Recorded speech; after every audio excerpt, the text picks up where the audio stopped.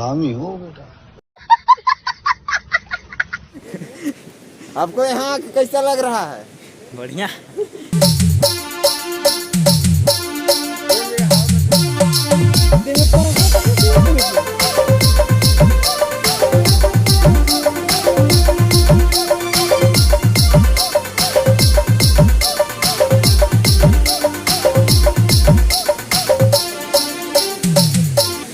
देख सकते हैं आप लोग, ऊपर तक है, ऊपर तक, ऊपर इतना ज़्यादा है, ऊंचा तक है कि मेरा कैमरा ही फोकस नहीं कर पा रहा है।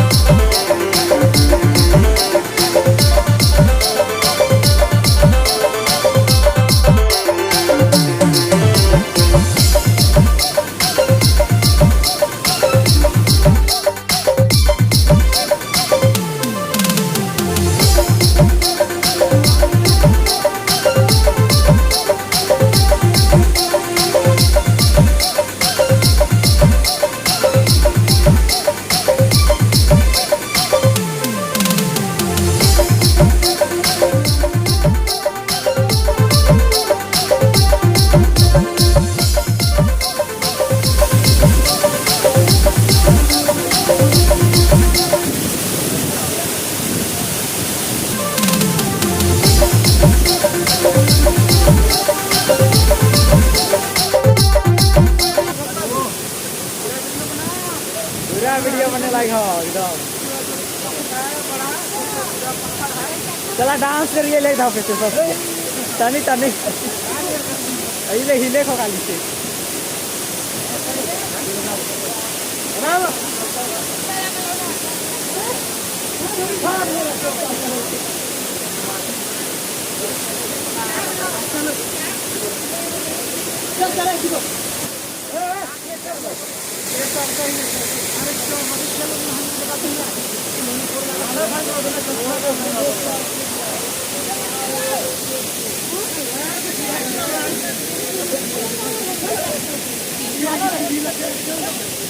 ये बना